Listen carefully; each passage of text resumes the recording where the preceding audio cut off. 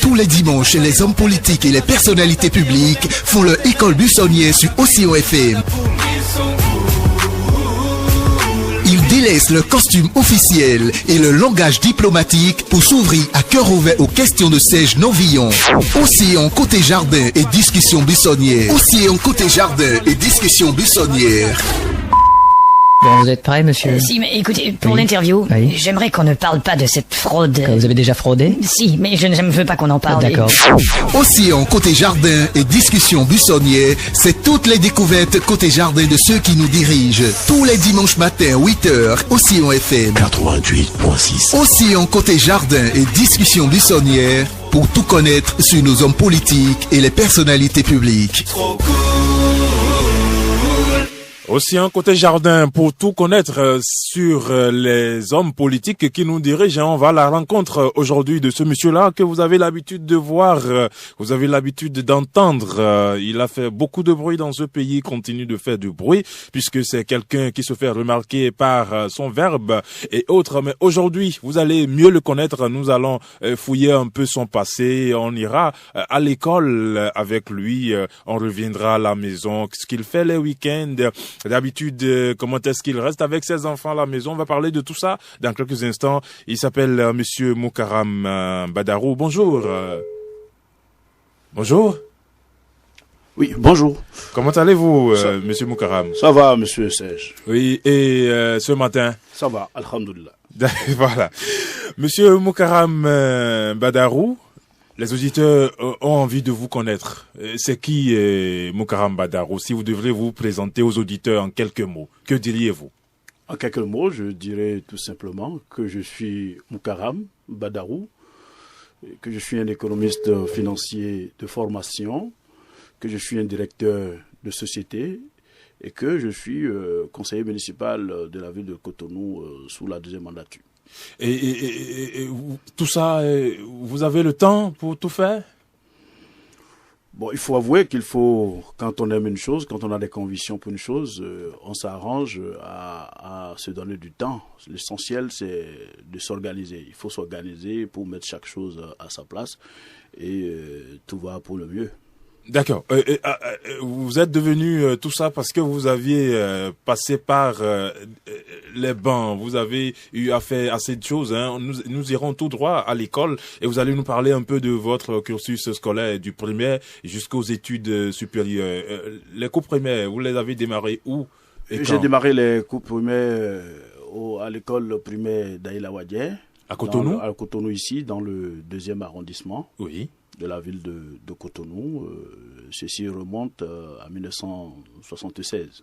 76? Oui. Et puis après, quand j'ai eu le CFEB, comme on l'appelait à l'époque, j'ai commencé les cours secondaires au niveau du complexe polytechnique Djaki. À l'époque, c'était Amisebo, dont le directeur est Niaoui David. Oui. Et ceci jusqu'en seconde. Et puis c'était en 1985.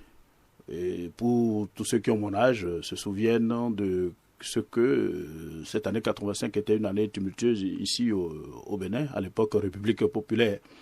En 1986, sur décision de mes parents, oui. Je suis allé au Congo, Brazzaville, où j'ai commencé la classe de première au lycée technique 1er mai de Brazzaville.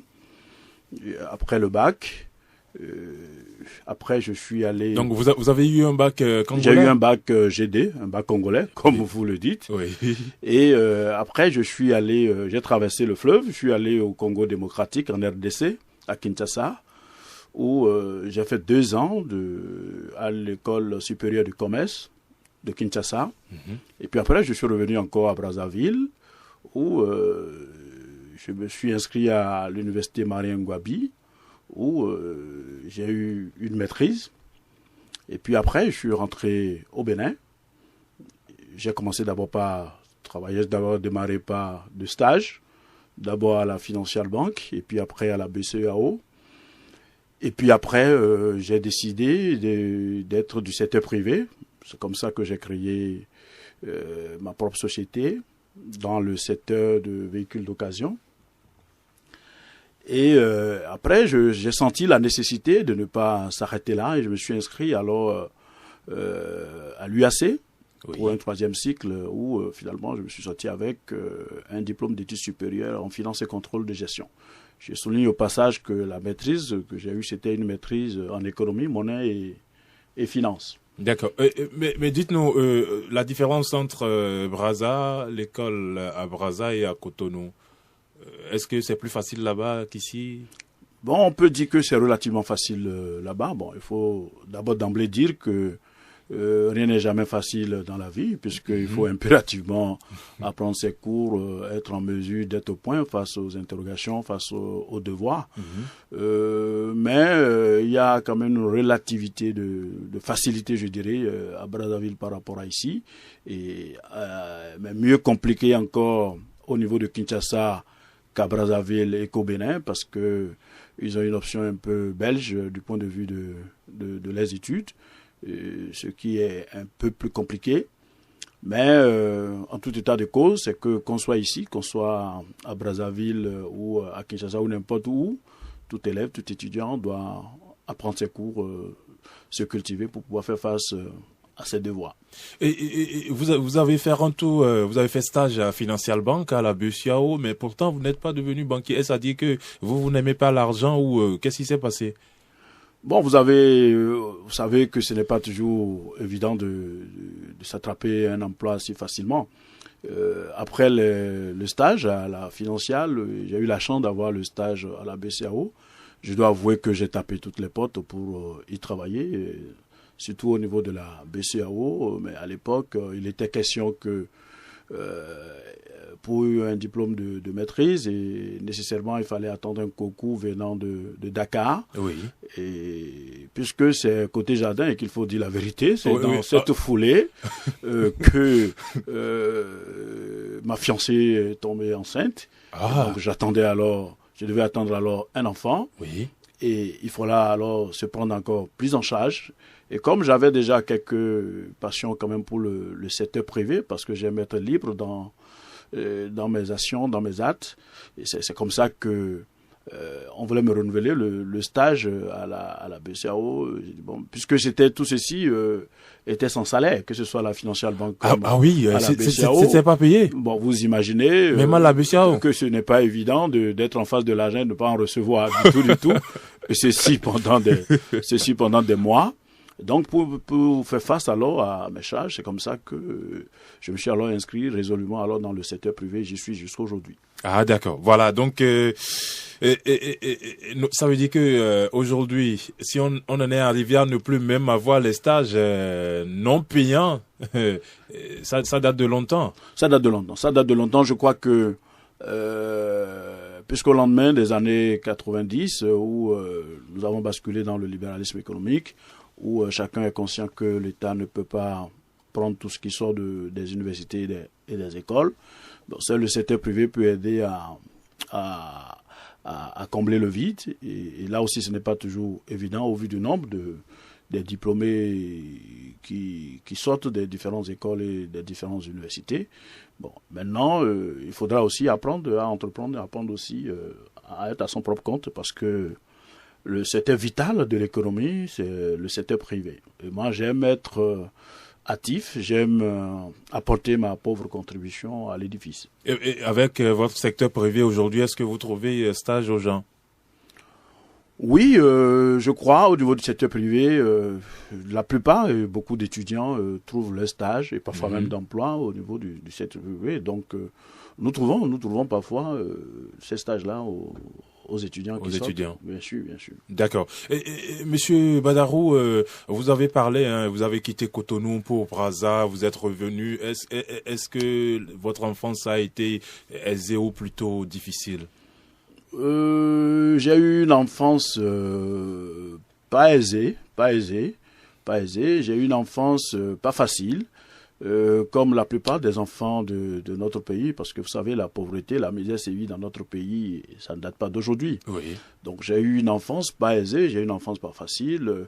Je peux souligner au passage que j'ai pu vendre le camphor, j'ai pu vendre les cuidants à l'époque au marché qu'on appelait Arik Bévumin, ici, ce qui est devenu aujourd'hui la place Lénine. Oui. C'était un marché dans les années 70-80, et donc j'aidais ma maman à aller vendre le camphor, les cuits d'ange. Et puis après, j'ai vendu aussi ce qu'on appelle les sucettes, où à partir de votre vélo, vous mettez la glacière devant pour pouvoir le vendre, afin de pouvoir aider les parents un peu à arrondir les angles. Donc j'ai pas eu une enfance aisée, j'ai pas eu d'enfance facile. Et j'ai dit tantôt que j'étais inscrit au complexe polytechnique Djaki. Il fallait quitter l'Omnava, ici dans le 2e arrondissement de Cotonou, et aller jusqu'à Missebo à pied. Il faut aller à pied le matin, revenir à midi à pied, repartir à 15h à pied, revenir le soir à pied. Et ça, il faut avouer que c'était pas vraiment une tasse de thé à boire. Et encore plus difficile encore quand je suis parti à Brazzaville, parce que là-bas, je suis parti, j'avais 16 ans. J'ai fait une année avec un tuteur, c'est-à-dire un oncle à moi, qui l'année suivante, lui a eu une inscription en Europe, il est parti donc. À partir de 17 ans, je devais faire face à moi-même. Je devais faire face à toutes les difficultés que tout étudiant pouvait rencontrer. Là-bas, c'était encore plus compliqué.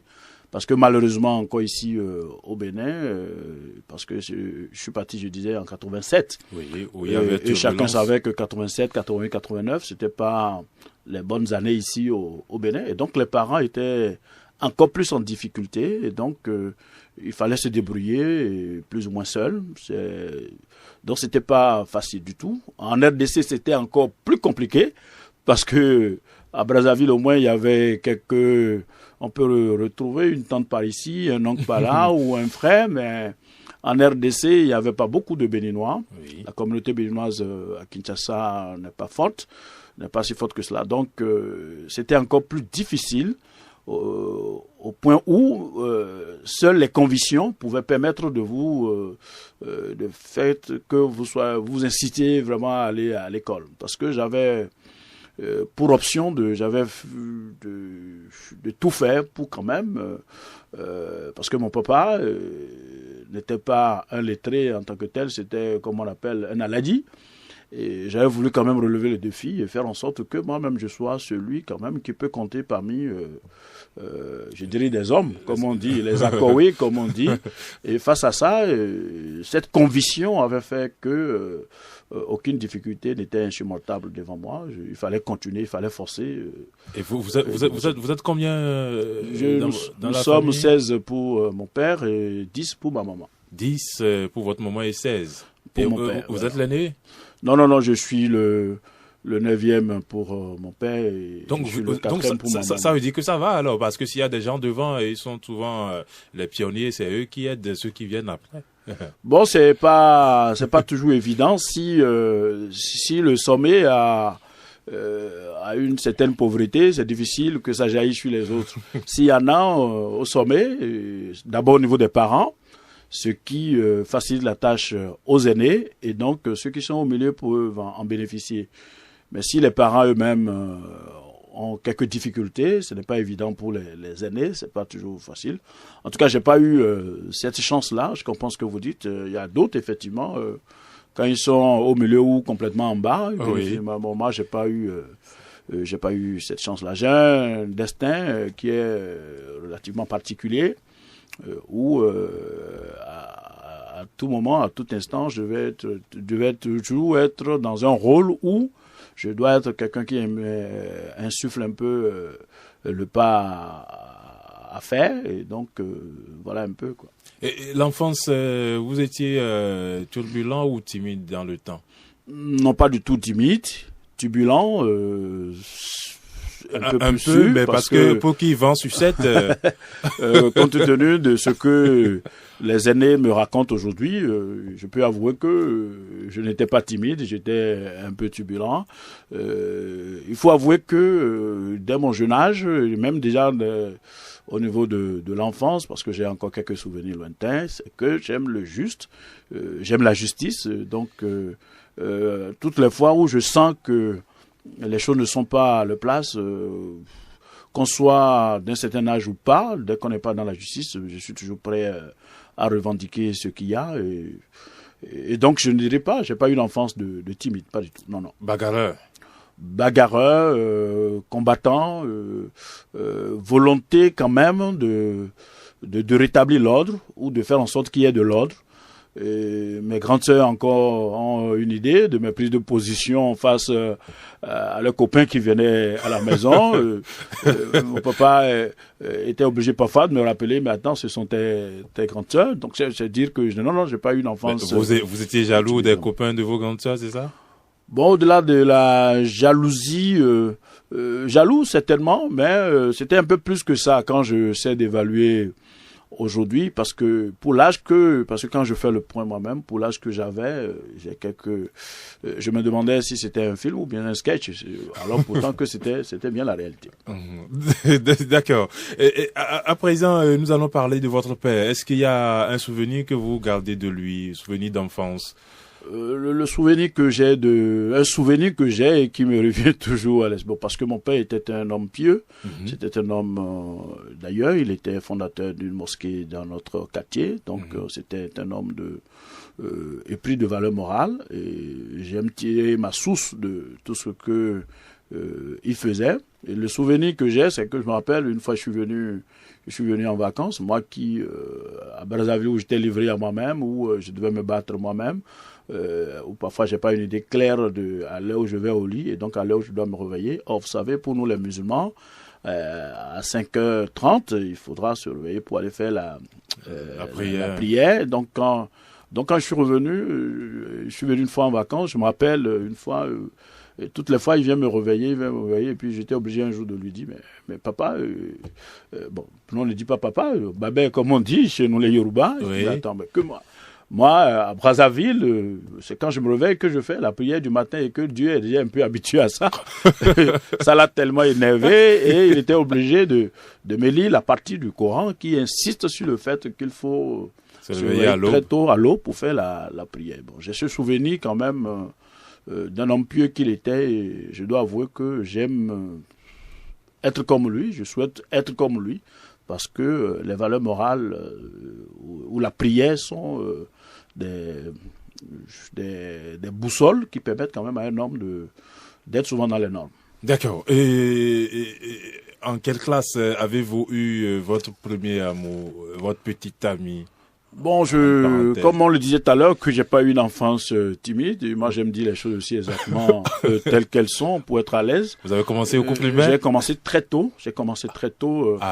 C'était à cheval entre cours primaire et puis la classe de 6e. Ah bon? Ouais. Et c'est resté pour longtemps ou? C'est resté pour 8 ans.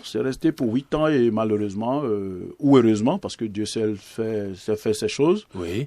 Après ça a capoté, ça n'a pas marché. Ça n'a pas marché. Vous êtes marié aujourd'hui? Je suis marié. À plusieurs femmes? Non, pas du tout. À une seule femme. Une seule femme, mais celle de la Bussiao? Non, pas du tout. Celle que j'ai rencontrée depuis Brazzaville. Cela remonte aujourd'hui à près de 21 ans, 22 ans. Nous avons 4 enfants. Nous avons l'aîné qui est Mikaïl, la deuxième Fatiat, la troisième Ousnia, et puis le 4e s'appelle Moukaram, comme moi. Donc il y a eu 3 filles, 1 garçon. 2 filles, 2 garçons. 2 filles, 2 garçons. Oui. Et c'est fini ou on attend d'autres? Bon, en bon musulman? En bon musulman, il faut dire que la volonté de Dieu soit faite. D'accord. Et comment on appelle votre regard sur les femmes, vos critères favoris pour les femmes, la place des femmes dans votre vie privée? Bon, le critère fondamental pour la femme, de mon point de vue, c'est d'abord la bonté, c'est d'abord les valeurs morales, parce que vous savez, les femmes sont le début et la fin. Quand vous avez une femme qui est en dehors des normes, qui est en dehors des valeurs morales, vous pouvez vous assurer que vous avez tapé à côté, parce que la femme, vous pouvez aller, que vous soyez le président de la République, le général ou je ne sais pas quoi, quand vous allez, quand vous revenez, c'est vers votre épouse que vous venez. Et si elle n'a pas un certain nombre de valeurs morales, si elle n'est pas éprise de ces valeurs-là, ce n'est pas très bien pour vous. Bon, maintenant, de manière générale, au-delà du critère quand même de la bonté, j'insiste aussi sur la beauté. Parce que, en fait, je m'inscris sérieusement dans ce que nous a recommandé le prophète Mohammed dans le Coran, à savoir, si vous voulez d'une femme, rassurez-vous de sa beauté, rassurez-vous de sa bonté et rassurez-vous de sa foi. Donc vous mettez les 3 ensemble? Je mets les 3 ensemble. Et votre épouse, qu'est-ce que vous devez lui dire ce matin que vous n'avez pas eu à dire? Elle vous écoute? Peut-être que oui, elle m'écoute. Je crois que je lui dis que je l'aime. Je lui dis que je prie le très haut pour que tout ce que nous faisons ensemble jusqu'à aujourd'hui puisse continuer à se pérenniser. D'accord. Donc, elle n'a pas à craindre, puisque vous êtes musulman, elle n'a pas à craindre qu'une autre femme elle n'a pas arrive de dehors. Non, elle n'a pas de crainte à avoir, parce que même le Coran est très clair là-dessus, puisque j'ai eu la chance d'avoir été à l'école coranique pendant des années aussi. Il est très clair et très clairement établi dans le Coran que si vous devez en prendre plus d'une femme, ou aller jusqu'à 4, comme beaucoup le disent, c'est qu'il faut s'assurer que vous êtes en mesure de les aimer équitablement. Ce qui n'est pas possible. Et donc, ça veut dire que même le Coran a donné la ligne à suivre. A donné la ligne à suivre, d'accord. Et vous l'aidez souvent dans le ménage, à la maison, avec vos différentes occupations? Oui, je fais ce que je peux, notamment en tout cas en ce qui concerne ma chambre, en ce qui concerne, pour ne pas dire notre chambre, en ce qui concerne le salon. Pour le reste, elle s'en occupe avec les enfants et puis les collaborateurs qui viennent nous aider au niveau de la maison. Voilà l'aide que je porte. Et maintenant, si il y a une aide particulière qui vient d'elle-même, sur demande d'elle-même, je peux toujours, je fais ce que je peux pour quand même accompagner ça. Mais de manière automatique, les ménages au niveau de la grande cour, au niveau de la maison de manière générale, c'est elle-même. Moi, je peux coordonner d'une manière ou d'une autre. Mais pour l'aider, je crois que c'est au niveau de notre chambre, au niveau, par exemple, au niveau du salon, voilà. Et comment on appelle, les enfants aujourd'hui ont l'habitude de se plaindre de ce que les parents n'ont plus assez de temps à leur consacrer. Et vous? Moi, je dois avouer que mes enfants, bien que je sois jeune, et je crois que ils en ont souffert, ils en souffrent. Bon, c'est plus ou moins ces derniers temps, ça va un peu parce que jusqu'à une date relativement récente, mes enfants, ils savent que quand j'arrive à la maison à 22h, 23h, c'est que je suis venu chercher quelque chose.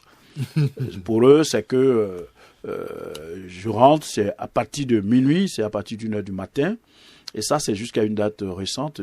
J'ai essayé de réglementer autrement les choses maintenant. Et je me suis donné alors pour tâche moi-même de les déposer à l'école chaque matin. Okay. Et ça me donne alors la possibilité, quoi qu'en soit à l'heure où je suis rentré, compte tenu de mes activités militantes, ça me donne la possibilité au moins de savoir comment est-ce qu'ils sont en train d'aller à l'école, de parler un peu avec eux et de deux, eux tous doivent me réciter leurs leçons avant que je les mette dans cette voiture-là.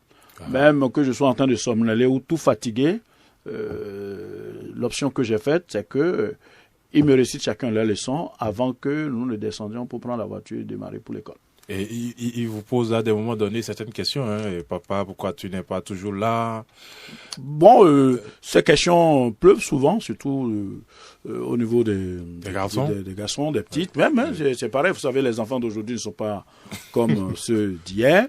Bon, maintenant, c'est que ils avaient la possibilité de voir à travers les écrans, à travers la radio ou bien à travers les journaux que je ramène à la maison. Donc, ils ont une idée un peu de ce que je faisais. Donc, ils sont convaincus que quand je ne suis pas là, c'est pas pour aller prendre une bière dans une buvette, ce n'est pas pour être dans une boîte de nuit, mais c'est dans le cadre du travail qui est le mien, à savoir un travail militant.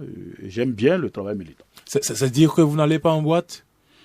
Non, c'est pas ma passion. C'est pas ma passion. J'ai toujours pensé que se vider, s'évader, c'est pas forcément entre quatre murs avec beaucoup de cigarettes, avec beaucoup d'alcool. Non, je m'évade autrement. Et votre passion, c'est laquelle? Bon, j'aime beaucoup lire. J'aime beaucoup me retrouver entre amis pour échanger. J'aime des débats, pour dire la vérité. J'aime échanger avec des amis à bâton rompu sur n'importe quel sujet. Au-delà de ça, c'est que j'aime être devant le petit écran, surtout quand il s'agit des infos ou des émissions. C'est ainsi que la plupart de vos émissions ici, je les suis. Et maintenant, vous allez me parler. Hein. Je rappelle aux auditeurs qui pourront appeler le 96 53 22 80 21 33 84 19 dès à présent. Il y a déjà des appels. Hein. Après, on revient à mes questions. On va prendre quelqu'un du côté du 21. Bonjour. Allô, bonjour. Allô. Bonjour. Monsieur Serge, bonjour. Oui, monsieur Liamidi Koumayon. Namo. Vous êtes en direct. Merci beaucoup. Salam alaikum. Wa alaikum salam. Ça va? Ça va, alhamdulillah. Ça ira, Inch'Allah. Inch'Allah. Moi, j'ai quelques questions pour vous. Je dirais, monsieur Badarou. Oui.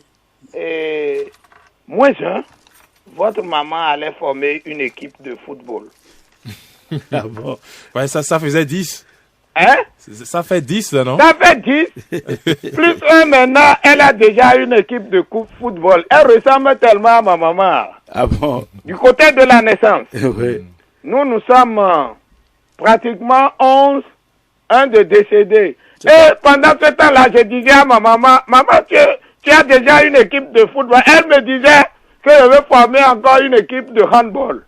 J'ai dit, c'est grave. Vous allez tuer le gouvernement béninois. Si ces enfants-là, eux tous sont devenus de cadres, de hauts cadres, vous voyez combien l'État béninois va gaspiller son budget à cause de vos enfants. Je dis, Monsieur Padarou était un ancien compagnon et combattant. Oui. Parce qu'il m'invitait à la place Québec. Je ne sais pas si lui l'avait oublié. S'il a oublié déjà, je ne sais pas. Il m'invitait à la place Québec ensemble. Il m'aidait à critiquer le gouvernement de Kérékoum. Pendant que l'embouteillage dérangeait les usagers de la route. On parlait des échangeurs. J'ai encore ces journaux avec moi. Pendant ce temps-là, il n'existait. Et il n'y a pas de construction des échangeurs. Et je faisais la croyance pour ça. Et il m'invitait à la place Québec à sortir des journaux. Je voudrais lui demander où se trouve son journal d'entretemps. Il a parlé des stagiaires. Aujourd'hui, dans nos sociétés d'État, dans nos entreprises d'État, l'État ne recrute pas ou n'accepte pas des stagiaires ou bien ceux qui vont faire de recyclage. Qu'en dites-vous? Et entre-temps, quand on va faire des recyclages dans des sociétés d'État, c'est payant. Moi, j'ai fait Abidjan, c'est payant là-bas. Mais aujourd'hui, ce n'est pas ça au Bénin. C'est-à-dire, le chômage gagne la jeunesse. Qu'en dites-vous? D'accord, merci. Merci, agréable journée à vous. À tout à l'heure. Oui. Avant de vous laisser répondre à ces questions-là, on va commencer par une autre qui va forcément déboucher sur ça. Vous êtes venu à la politique. Comment est-ce que vous êtes allé à la politique? Pourquoi avoir choisi cette voie-là? Parlez-nous un peu de votre, comment on appelle, parcours militant. Non, est-ce que je dirais que je suis venu à la politique? J'y suis depuis mon jeune âge. J'ai été élu pour la première fois, ceci remonte à 1987, c'est-à-dire que je venais d'arriver pratiquement à Brazzaville, où j'assiste à une assemblée générale des élèves et étudiants béninois là-bas, présidée à l'époque par l'actuel promoteur de la radio Afrique Espoir, la radio attaquée à Porte-Nouveau, M. Kouferidji. Et ils font le bureau, tous les membres du bureau étaient des étudiants. Alors moi, je lève le doigt et je dis, mais vous avez bien dit Association des élèves et étudiants béninois au Congo, mais il n'y a aucun élève dedans. Si c'est ça, donc les élèves, nous allons nous réunir, nous allons créer notre propre association.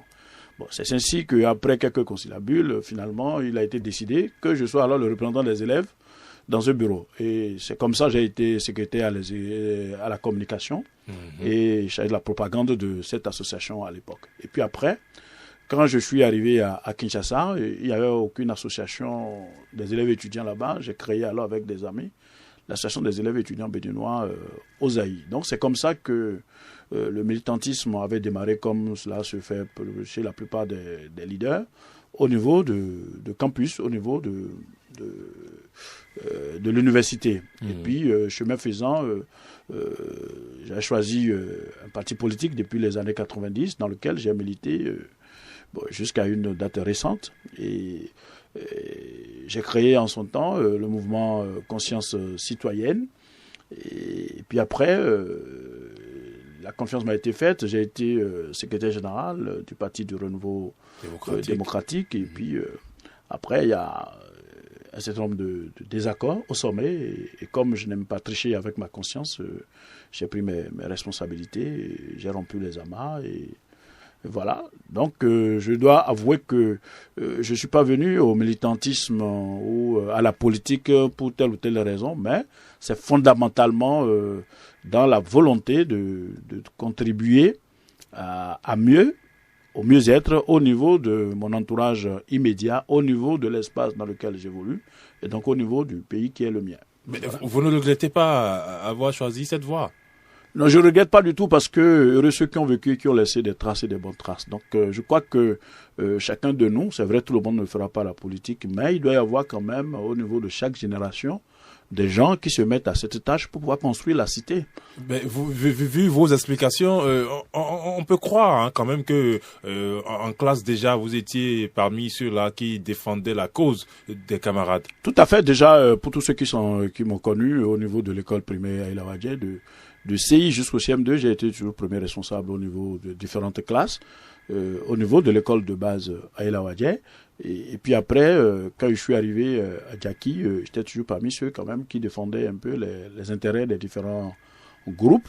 Et quand je suis arrivé à Brazzaville, vous savez, vivre à l'étranger n'est pas chose facile. Donc il fallait s'organiser pour défendre nos intérêts matériels et moraux. C'est pareil quand j'étais à Kinshasa.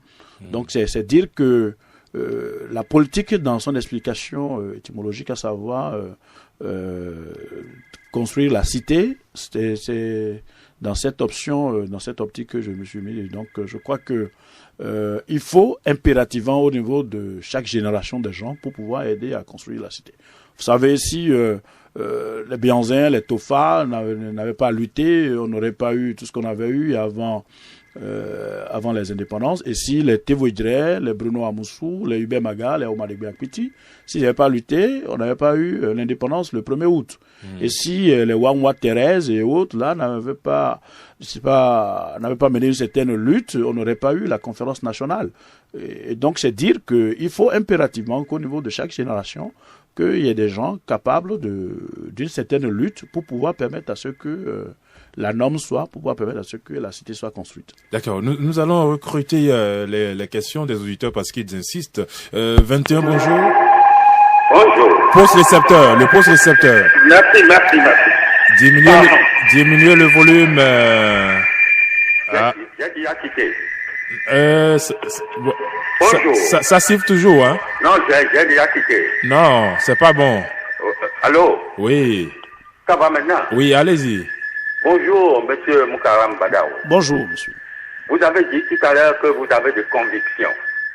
Un homme qui a des convictions, même s'il pleut, même s'il a du soleil, ne peut jamais quitter là où il était. Vous avez dit qu'il a un désaccord avec le sommet, c'est à cause de ça que vous avez quitté. Allô, nous ne parlons pas politique. C'est lui-même qui a dit ça, non? Non, mais c'est... Il a dit ça, il a dit... Oui, mais c'était dans l'autre... C'est pas question de politique. Oui, allô? Oui. Ça siffle toujours, s'il vous plaît. Oui, mais c'est lui-même qui a dit que... Non, c'était... Il a un désaccord avec le sommet, c'est à cause de ça qu'il a quitté... Oui, c'était juste pour expliquer son parcours. Ce n'était pas quand même pour qu'on puisse rester déçu. Merci beaucoup. Oui. À tout à l'heure, voilà. Et 96, bonjour. Oui, bonjour à vous. Oui. Monsieur Wayon m'appelle. Allez-y. Ouais, je vous salue. Bonjour, monsieur Wayon. Voilà, je remarque que souvent, ceux qui ont eu une enfance dure préfèrent que les autres connaissent cette vie-là, au lieu de les aider. Et pourquoi c'est ainsi? Pourquoi c'est comme ça? Et mon cher monsieur Moukaram, j'admire par ces verbes. Ensuite, je voudrais savoir, vous êtes fils de l'homme pieux. Donc, pour moi, vous êtes pieux. Dites-moi, si je vous proposais une affaire fougueuse où votre nom serait sali, marcherez-vous même si je mettais de l'argent en évidence? D'accord. Deuxième, et là c'est personnel, vous continuez toujours vos activités dans le secteur privé? Tout à fait. Si oui, est-ce qu'il y a la possibilité de me trouver 3 places? Une place pour moi, une pour mon épouse et une pour mon fils. Merci beaucoup, monsieur Moukaram. Merci, voyons. Oui, c'est dire qu'il va vous mettre à la maison, vous donner à manger simplement, c'est mieux. Quelqu'un d'autre, bonjour. Allô, Serge? Oui, c'est moi. Oui, j'ai oublié de te demander, j'ai oublié à M. Moukaram de lui demander, qu'en pensez-vous de nos enfants qui ne veulent pas nous aider aujourd'hui? Moi, j'ai vendu de l'huile d'arachide à ma maman. Quand les bateaux coulent à Cotonou ici, je quitte Porto Novo pour venir acheter des torches, des groupes électrogènes, des plats plongés dans la mer, sortis par des plats. Ensuite, pour finir, pourquoi nous gâtons nos enfants aujourd'hui en les amenant en voiture à l'école, alors qu'avant, nous marchons à pied sur des kilomètres pour aller à l'école. La formation, l'éducation de nos enfants aujourd'hui, c'est ça qui traîne, c'est ça qui fait que nos enfants sont des délinquants aujourd'hui. Je voudrais vous demander pour finir, comment peut-on revenir à ce système d'alors, c'est-à-dire l'éducation d'alors, forme nos enfants à ne pas être des corrompus dans nos services d'État. Merci, merci. Ils sont nombreux à vouloir poser des questions ce matin. Le 80, bonjour. Oui, Monsieur Novillon, bonjour. Oui, bonjour. Herman Meton. Allez-y. Monsieur Moukaram Bagarou, bonjour. Bonjour, Monsieur Herman Meton. Merci. Trois questions. La première. Est-ce que les gens ne vous le disent pas? Vous avez un regard dissuasif. Une physionomie dissuasive. Et à vous voir, on n'a pas l'impression de quelqu'un qu'on peut approcher facilement. Facilement, oui. C'est ce que ça dégage. Deuxième point. Aujourd'hui, lorsqu'on veut faire concours pour recruter 400 personnes, il y a plus de 100 000 jeunes, en tout cas 100 000 personnes qui déposent des dossiers. Et on veut amener la retraite à 65 ans. On ne veut pas que nos parents désertent l'administration pour laisser place à cette jeunesse qui a besoin d'emploi, qui souffre, qui a du mal à se marier, n'ayant pas une situation financière, acceptable. Dernière préoccupation. Lorsque vous voyez l'environnement des affaires, est-ce que c'est facile pour un jeune d'entreprendre et de réussir dans un monde, bien dans un pays où ceux qui gèrent la richesse n'associent pas ceux qui créent la richesse, ou quand vous créez une petite entreprise, que ça prenne ou pas, il y a la fiscalité, il y a les instances fiscales qui vous poursuivent. Donnez-nous des conseils. C'était Herman Meton. Agréable journée à vous. Merci. Mais vous allez nous excuser, je vais prendre un dernier auditeur, histoire de permettre à M. Badarou de répondre aux questions. Bonjour. Oui, Serge, bonjour. Oui, allez-y, M. Godonou. Oui, merci, Serge. SG, bonjour. Bonjour, monsieur. C'est Joseph Godonou d'Avotro. Moi, je veux vous demander, est-ce que vous continuez vos affaires des véhicules d'occasion?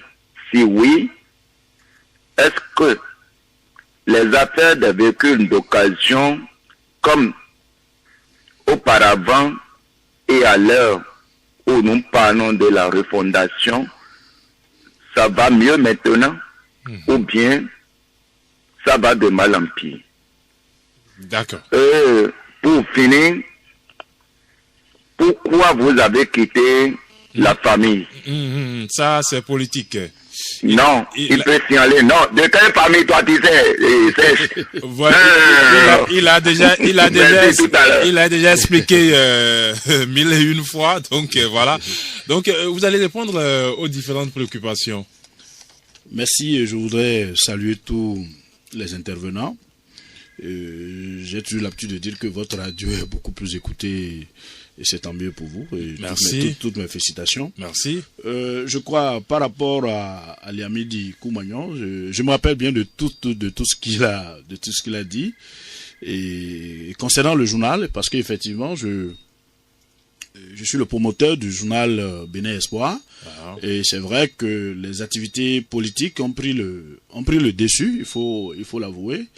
Et nous prenons des dispositions pour relancer quand même ce journal. J'aime bien la presse et je compte bien continuer à m'investir dedans. Donc le journal sera encore dans les kiosques dans les semaines dans les semaines à venir. D'accord. Bon, en ce qui concerne les stages qui ne sont pas payants, malheureusement c'est le cas. Et heureusement que dans certaines entreprises, quand il y a stage, au moins les gens pensent à donner aux stagiaires de quoi prendre au moins le transport. Oui.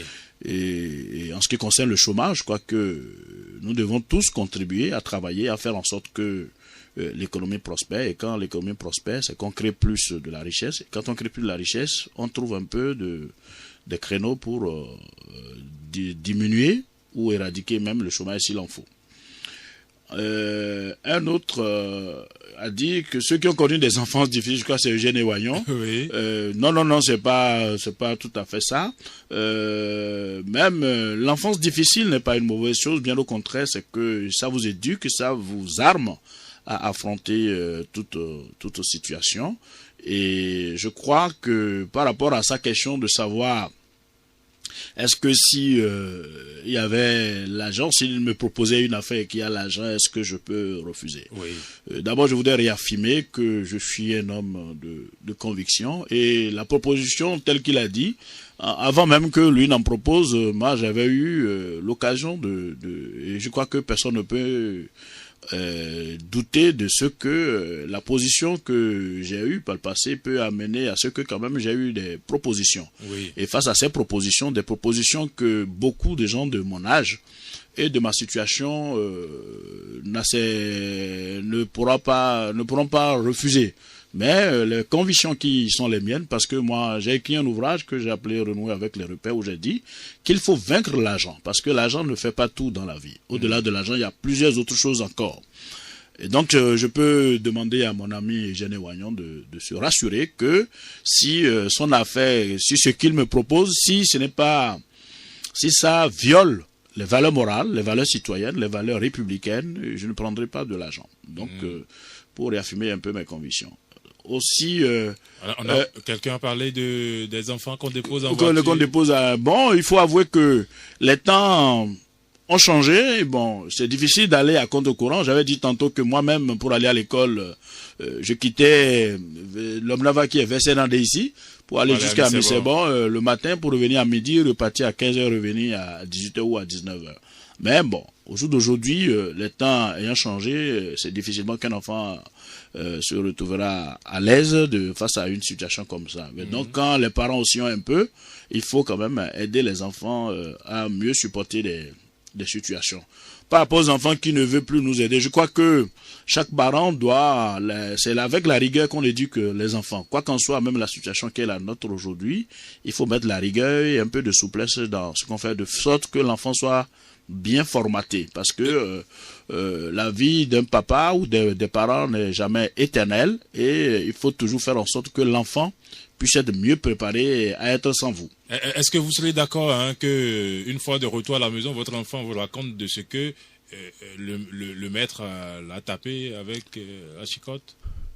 Bon, pour moi, l'essentiel, c'est le maître soit aussi dans une situation de parent. Et donc, traiter l'enfant comme un parent peut traiter l'enfant. Au-delà de ça, qu'on ait tapé l'enfant ou pas, pour moi, c'est que je m'assure que la volonté du maître, c'est quand même de faire que, vous savez, à notre époque, bien que nous soyons jeunes, on peut parler quand même d'époque, compte tenu du changement majeur qu'il y a. Ce n'est pas que les parents qui nous éduquaient. Moi, j'étais la maman d'à côté, le papa qui est en face, c'était des gens qui, une fois que vous avez commis une faute, peuvent vous bastonner en attendant que vos parents n'arrivent. Les professeurs, les maîtres à l'école pouvaient vous bastonner. Moi, je me rappelle, comme une sorte d'anecdote, jusqu'en seconde, puisque ma maman est allée à l'école, Jackie, pour aller dire à mon directeur, monsieur Yanwi David, et au censeur, monsieur Gouleti Ignace, que je suis leur enfant, si je déconne de s'occuper de moi. Et effectivement, ils s'en occupaient jusqu'à un moment donné où, un jour, j'ai été sérieusement bastonné, j'ai fait beaucoup de bruit, ça dit pas les pleurs, en pleurant à haute voix, de sorte que j'empêchais les autres de continuer à travailler. Le directeur était obligé encore de m'appeler dans son bureau pour dire non, Mouka, il faut faire doucement, il faut faire attention, de toute façon, tu aimes aussi, tu aimes. Donc, bref, pour dire que ce n'était pas, tout ça, c'est pas mauvais pour un enfant, bien au contraire. Donc, l'essentiel, c'est que le maître qu'on s'assure qu'il traite l'enfant comme il aurait traité son propre enfant. Maintenant, s'il y avait décès, c'est pas en face de l'enfant, c'est de pouvoir peut-être l'appeler de côté pour lui dire, ah, écoute, il faut faire un peu attention parce que ça pourrait être ici, ça pourrait être ça, peut être ça, voilà. D'accord. Pour revenir aux questions, Eman Metton, que je voudrais bien saluer au passage, parce que je le suis souvent dans la plupart des chaînes et la plupart des prises de position qu'il a, où à sa manière, il contribue au développement de notre pays. Donc, mais quand il dit que j'ai un regard dissuasif et difficile comme approche, comme c'est toujours pas évident de se coiffer soi-même, comme c'est ce qu'il pense de moi. Donc il va falloir que je corrige un peu. Je vais m'arranger Monsieur Eman Metton, parce que s'il a dit, c'est tellement. Mais je suis très facile à être approché. J'aime être un homme facile avec qui on peut traiter, parce que comme le dit l'autre, si on a la possibilité d'aller à vous, alors vous êtes un grand homme. Non, j'en suis une preuve, parce que quand j'ai voulu vous appeler, vous inviter à l'émission, je me disais, mais est-ce qu'il allait accepter, parce que je le voyais autrement, mais tout de suite, on a bien parlé au téléphone et ça a changé mes opinions. Merci beaucoup pour votre témoignage. Donc si ça peut rassurer Monsieur Eman Metton, j'en serai heureux. Maintenant, pas de place pour la jeunesse. Je crois que du temps même de nos parents ou de nos grands-parents, si eux-mêmes vous racontent tel qu'ils avaient vécu, c'était qu'il n'y avait pas de la place non plus pour la jeunesse. Pourquoi? Parce que la vie est un combat, comme le dit l'autre, donc il faut se battre. Et moi, j'ai posé la question à un douanier une fois, je peux le citer, le douanier Émile Darlin Zissou, pour lui dire, mais douanier, il était temps que vous preniez quand même un peu votre retraite. Il m'a dit, mais moi, je n'ai pas commencé vieux, j'ai commencé aussi jeune, commencé aussi. Donc, c'est dire qu'il y a de la place, chaque jeune doit pouvoir se battre, doit avoir des convictions, doit avoir des normes, doit avoir des objectifs. J'ai envie, moi, depuis mon jeune âge, j'avais quelques personnalités que j'ambitionnais être un peu comme eux, et il faut avoir des repères, il faut avoir des gens dont on a envie de ressembler. Et quand c'est ça, alors on s'arrange. Parce que moi, je me rappelais, j'avais dit tantôt que mon papa est un aladi, donc pas un intellectuel rompu. Mais très jeune, j'étais en sixième, et j'ai des amis dont les parents étaient des intellos et qui étaient abonnés à Afrique-Asie, à Jeune Afrique et au journal Les Ouzou. Oui. Et bon, malheureusement, ces enfants-là ne lisaient pas beaucoup ça, et moi, j'allais chercher ces journaux-là chez eux, je ramenais ça à la maison et je lisais. C'est pour dire que quand on opère des choix, et on peut s'arranger pour faire en sorte que ces volontés soient satisfaites. Donc, pas de place pour la jeunesse, je dirais non. C'est peut-être un peu difficile, mais comme le dit l'autre, c'est pas ce qui est difficile qui est le chemin, c'est le chemin, c'est pas le chemin qui est difficile, mais c'est le difficile qui est le chemin. Et donc, il faut pouvoir se battre. J'invite notre jeunesse, j'invite nous tous à faire en sorte que nous menions effectivement de combats de développement pour faire en sorte que notre pays rayonne.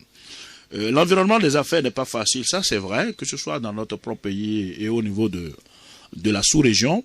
Maintenant, il faut travailler à faire en sorte que cet environnement soit plus propice. Je crois que, en ce qui concerne notre pays, plus particulièrement, la table ronde, secteur public, secteur privé, et qui va s'organiser très bientôt dans notre pays, fera en sorte qu'un certain nombre de terrains soient déblayés, fera en sorte que cet environnement soit revu et facilité.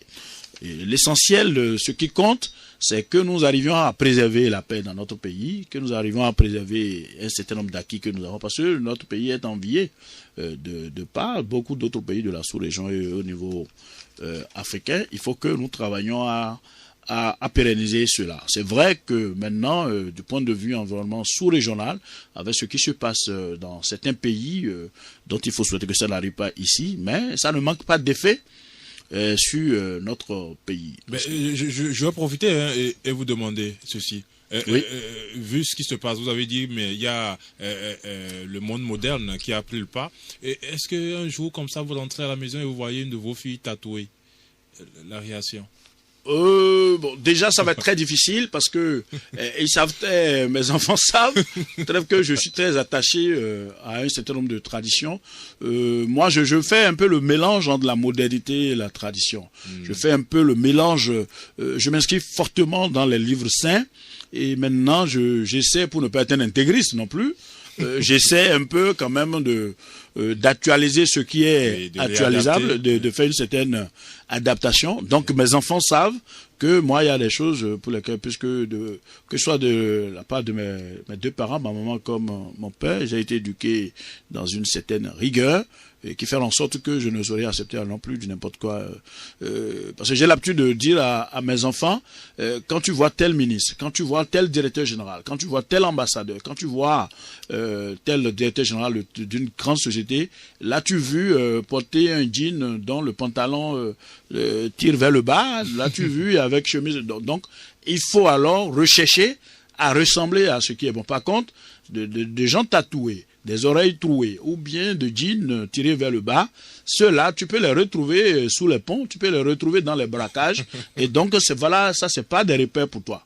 Le repère pour toi, c'est quand tu regardes la télé, quand tu vois le président de la République, quand tu vois un ministre, quand tu vois un directeur général, quand tu vois un ambassadeur, leur accoutrement, c'est ça qui doit être un peu ton repère, parce que tu faut avoir envie de ressembler un peu à ces gens-là. Je crois que c'est ce genre de choses qu'il faut dire aux enfants pour pouvoir les ferrailler dans un chemin qui peut les conduire vers du positif que nous souhaitons pour l'ensemble de nos enfants. Pour monsieur Godonou, il a demandé est-ce que je continue dans la filière véhicule d'occasion. Je dois avouer que la politique a pris le pas sérieusement sur vos affaires, sur mes affaires. Ça, je dois l'avouer. Mais je continue quand même à y travailler. Et que ce soit sur le terrain et sur le plan de comment faire en sorte que la filière véhicule d'occasion, parce que c'est quand même 9% de notre PIB, la filière véhicule d'occasion. C'est l'activité qui a le premier chiffre d'affaires dans notre pays. Il n'y a pas une autre activité qui engrange autant de chiffre d'affaires que la filière véhicule d'occasion. Donc j'ai toujours pensé même qu'au niveau du gouvernement, la vision doit être vue et revue, faire en sorte que cette filière puisse se pérenniser, continuer à apporter ce qu'elle a apporté pour l'économie nationale.